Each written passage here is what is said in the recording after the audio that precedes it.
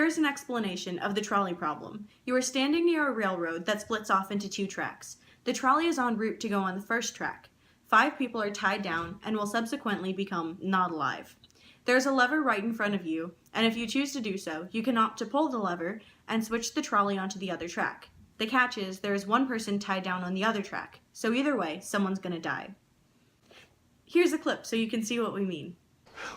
Here, let's try this. Oh, God! Michael, what did you do? I made the trolley problem real so we could see how the ethics would actually play out. There are 5 workers on this track and 1 over there. Here are the levers to switch the tracks. Make a In our choice. version, we decided to test the original scenario and one with a little twist. There's still going to be 5 people on one track and 1 on the other. But the twist is that 1 person is someone you love. So that could be family, friends, your favorite celebrity, whoever.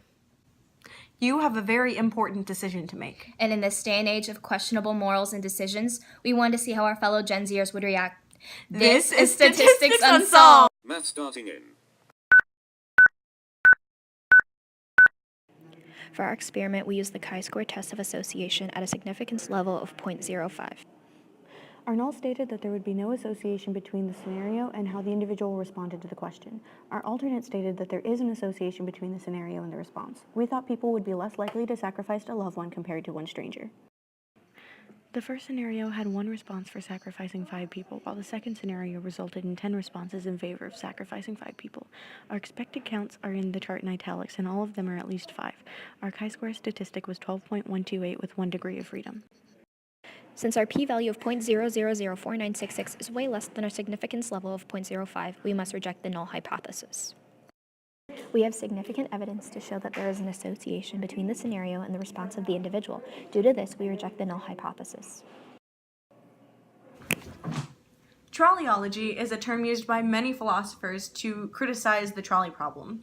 Many believe that it has no real value. They think that because it's so hypothetical and abstract that the results won't even matter. But this is simply not true, because it has many actual very important applications. When we think of self-driving cars, we have to decide how we want to program them, and the trolley problem is a great way to try and kind of figure out how we feel about certain situations. When we think about self-driving cars and the kind of accidents that we might get into, you know, it's easy to just think, oh, well, let's just make one specific decision and that'll cover all the bases. But that's not how it works. And that's something that the trolley problem does a great job of looking at.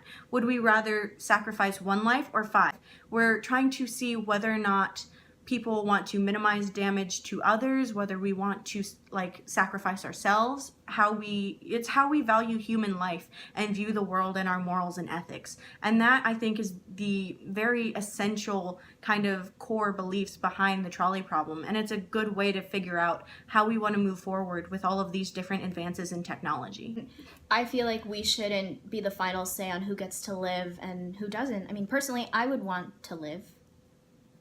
Staying alive, you know?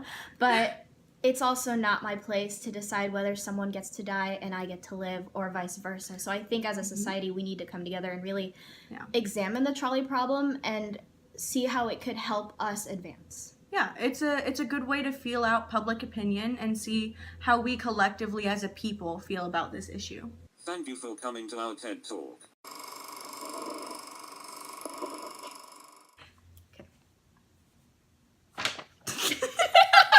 Useful and real application. When we look at self-drive, oh god, whoa.